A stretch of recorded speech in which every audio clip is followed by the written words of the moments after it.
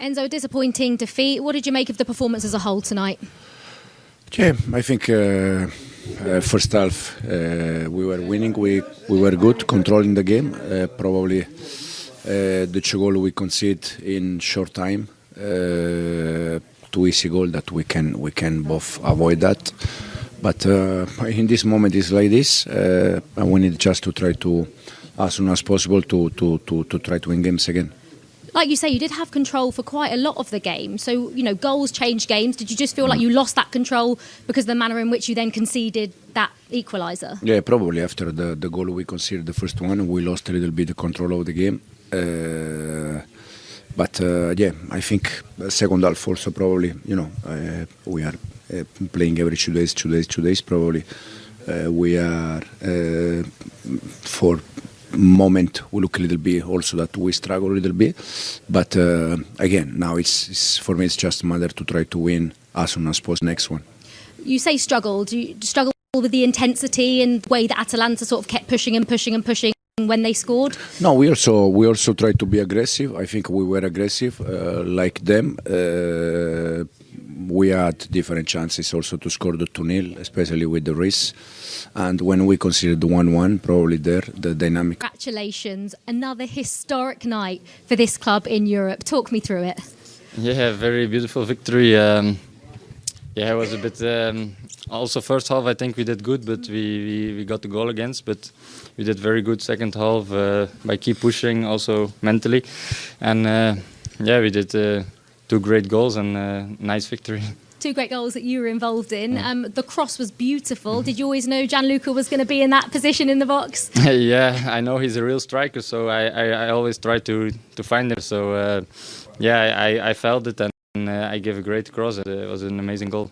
And what about your goal then? Did you expect to have that much space as you were running into the box there? No, mostly if the fullback comes, I try to give to our wingback, but I felt they kept dropping back, and then I shot. I'm a bit lucky with the deflection, but it doesn't matter. It's inside, an amazing victory. Yeah, you'll absolutely take it. And even when you did go a goal down, this team didn't stop pushing. You didn't stop pushing and pushing. And in the second half, there was only one team that looked like they were going to go and score the winner, and it was you guys. Yeah, I think mentally we were very strong against a really strong opponent. But I think we knew that maybe intensity-wise they dropped a little bit in the second half. We saw that they got a lot of goals against in the second half. So we kept strong also because we felt that we were good in the game. And you see it paid off. And just finally, I know as it stands, obviously there's games to come tomorrow, but you're third in the Champions League table. How about that? Yeah, I didn't see the ranking yet, but I knew it was a very important game because we both had 10 points and we have to try to get in the first 8. This helps a lot, of course. Congratulations, Thank Charles. you. Thank you. Thank you so much.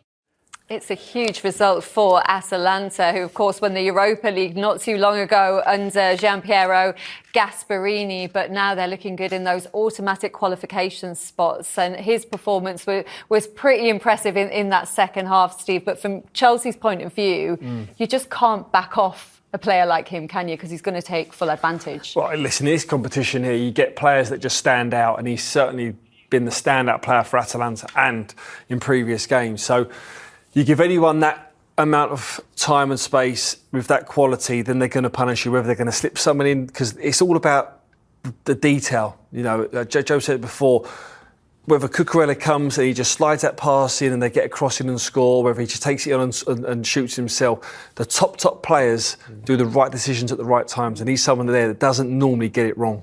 He stepped up, didn't he? Well, we're going to take a quick break now, guys. But when we come back, we're going to hope to hear from Enzo. And that means they stay on 10 points in the league phase. Last season, guys, it took 16 points to finish in those automatic qualification spaces. They've got Paphos at home to come and then Napoli away, Joe. It really feels like they're going to need to win both of those games now. Well, you expect them to beat Paphos at home. With all due respect to them. And then it sets up an amazing tie going away to Antonio Conte's Napoli. Billy Gilmore as well. Billy Gilmore, McTominay. There's stories around it. There'll be a bit of jeopardy on it.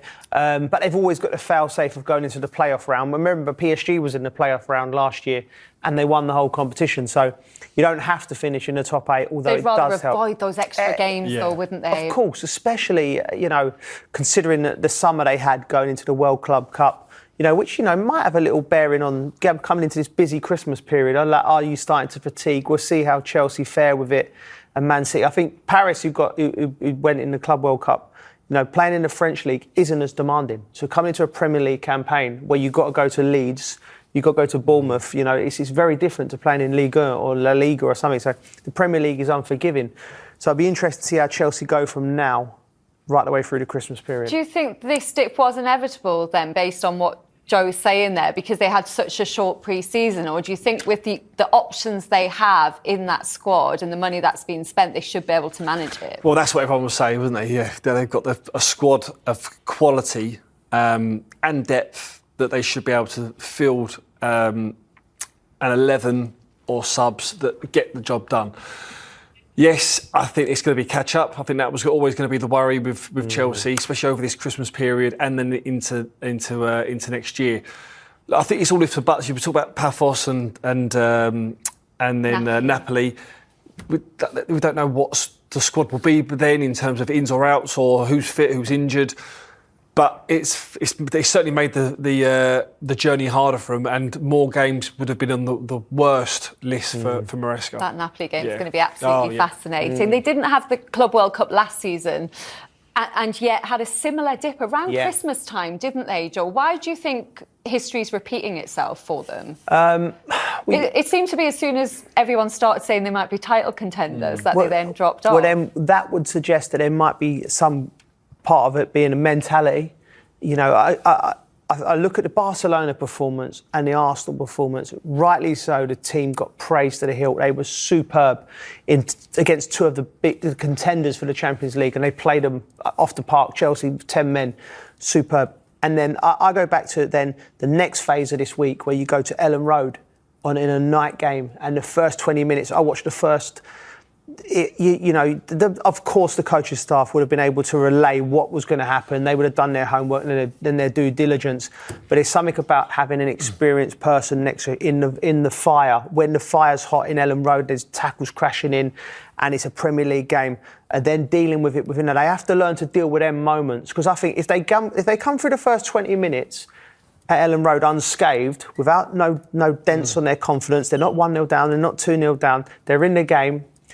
Maybe they go and get a result there, and then the Bournemouth, and then you keep going. But you can't be brittle as a team. You can't be chests puffed out when you're winning games, Sid, and everything's okay, and then you lose a couple of games, and then you shoulder slump. You need to be a bit more consistent, and that's the next stage for this group. Are they getting up more for the games against the top sides, do you think, like Arsenal, like Barcelona? Yeah. So that I think it happens instinctively, because just the whole atmosphere around the game and the build-up to games. But there's a know-how to win away at Leeds, away at Bournemouth, away at Atlanta. It doesn't just. It's not the same performance as an Arsenal at home or a Barcelona at home. There's a remedy around it. You don't just go there, you rock up and just go, right, we're just gonna, not take our foot off the gas, but we play the way that we've played, typically good, precise football. But there's sometimes where you just got to grind it out, and they don't seem to be having that at the minute. Do you know what it is? It's like there's no sexiness about going to beat Leeds away from home. There's you go and beat Barcelona at home. You ain't got enough tickets to give to your mates.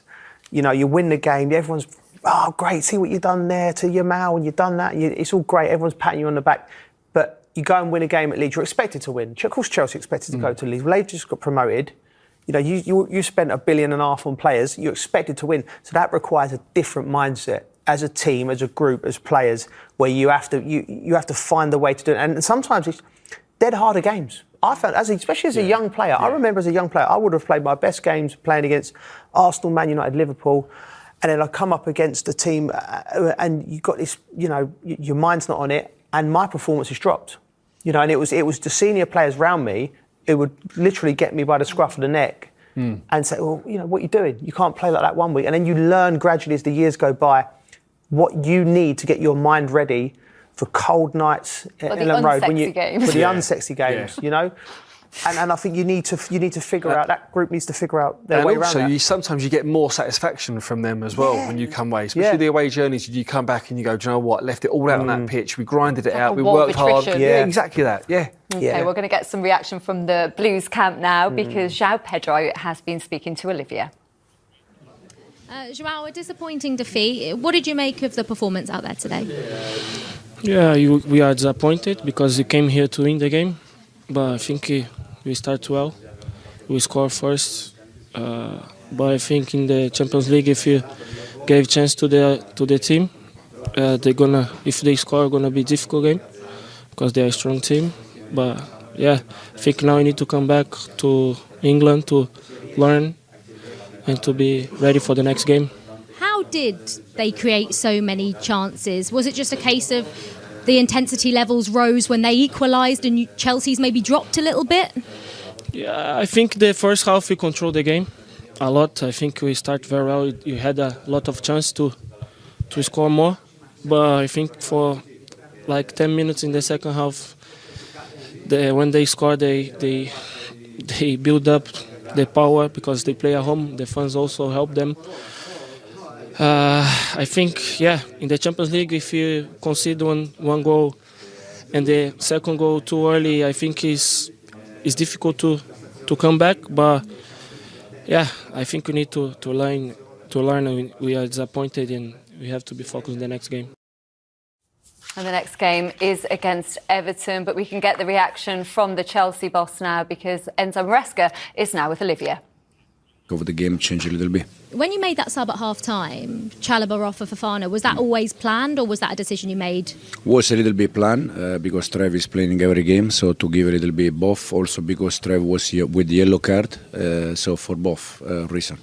So a bit based that decision on Trevor Chalobah on the fact that he was on a yellow, but also planned because of how much he's played. What did you feel about that decision to bring him off, George? Was that a massive factor tonight? It looked like it. It looked like from the performance, from how Trev's been playing. It's easy in hindsight. We can all sit here and go, it didn't work. Shouldn't have done it. Chelsea go and win the game 2-0, and Trev gets 45 minutes and he's fresh for the weekend.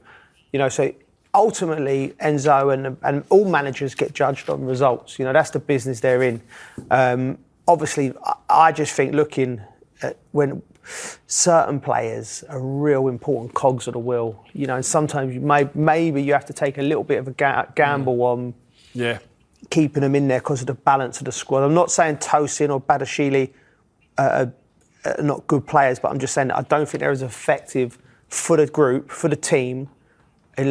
We'll just look better and stronger and more compact when Trev's in there next to Fofana. And Achapong, I thought, done well tonight. I thought he equipped himself.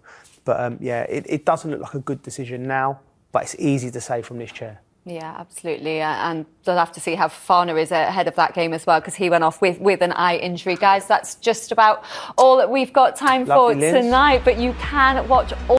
And Chelsea drop out of those automatic spots as it stands. They're down to 11th in the table. Just a disappointing night, Joey, in what's been a disappointing run of form. Yeah, we're just not there. They're just not there yet. They're promising. There's great performances, and then there's performances they fall off. And I think even during the duration of the 90 minutes, there's spells you look and they look like a proper outfit. And then we'll look at the goals in a minute. And then they're conceding silly goals. And at this level, you get punished. And De Ketelaere tonight was superb. He was unplayable at times. But from Chelsea's perspective, it makes the weekend very, very important. 4 games without a win now. Everton coming to the bridge. It's a must-win game. It is a huge game now, isn't it? So is it their own errors, Steve, that's stopping their progress? Yes, and game management. I think we touched on it, didn't we, before the game. If they want to progress, they need to sort of improve them areas at places like Leeds away, Bournemouth away.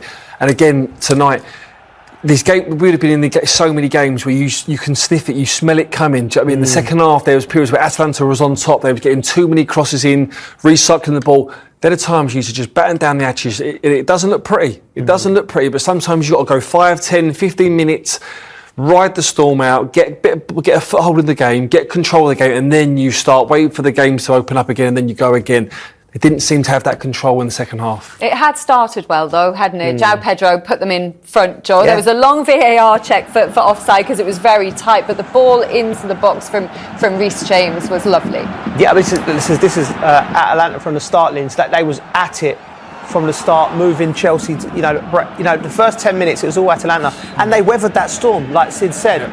Lookman was high and wide, getting in behind. Cucurella was driving out, and it was. Listen, this is what Sid's all about. Sometimes it can be that you get through the first 10 minutes, and then Chelsea all of a sudden grew into the game, and then it was a well worked. I'd be interested to speak to Enzo to see whether this was something they worked on. Overloads down the sides, too much time for Reece James, and if you give a good player space like that, he will pick the right pass, and he fizzes it across. João Pedro gets in. There was a little bit of an anxious wait, right across the line, but there, bang, put it in with a bit of violence as well. So João Pedro just gets his toe on it. It's a great finish. I feel like what Joe said, I'm pretty sure that they've worked that. They would have seen Atalanta like you do. You look at their set pieces in before games of how they defend. They would have probably gone, if we'd have gone short, they go a high line, they get out of the box, they give us time and space. If we can just circuit the ball quickly and get across in quickly like they've done there, we should have a player in the middle of the pitch that can put the ball away. And when you give someone like João Pedro time and space like that, he will put it at the back of the net. You can see the celebration from Maresca as well, because 3 points would have been huge tonight in terms of automatic qualification. But it was Atalanta who came out better in the second half, Joe, and an ex-Hammer who got the equaliser, but you said he was given some silver service. Yeah, silver service from De Ketelaere. Again, he just picks up the ball, drives in. That is such a difficult skill. What a cross that is. Because he goes to the box. We'll talk about defensively. Too easy from Cucurella. It's unusual for him. He's usually on that. But to stand the ball up like that, that's silver service. That's the Ritz. He serves that up on a platter. How many times have you done that, Joe? There's been a few centre forwards that, they put a few in there, Liz. That benefited from your silver service. But that was sublime. That cross. That is such a difficult skill to do. Yeah. And then he got on the score sheet himself, didn't he, Charles de Ketelaere? Yeah. Making it 2-1. He was superb throughout the game, and again he had that guile, that spark. And we look at this goal here, and you're thinking, right, Garnacho, can you get back into position? No, you can't. Okay, so then it's down to the defence. Then you look at sort of Cucurella, Badiashile. They drop off. We see it more here, sort of Badiashile here with Cucurella. So Cucurella's saying that you need to come over. There's an overload on my side. Cucurella can't engage. He can't engage because it's Zappacosta on the right-hand side. So if he goes to engage on the ball, he's saying that to Badiashile, come over. So you need support. He can't engage, but at some point, Badiashile has to get closer to the ball and stop that shot. You can't let someone in your own 18-yard box have a shot when you're 3 yards off from letting there. De Ketelaere, credit to him there, because what he's done, what all good players, intelligent players do, he's got time. He's ghosted in. He knows that Cucurella can't come out to him, and he's thinking, because what he wants to do, he wants to get as close to Cucurella as possible, and then slip in Zappacosta. But as Cucurella's right, I'm not coming, because Badiashile's not coming across. He's going, all right, then all of a sudden,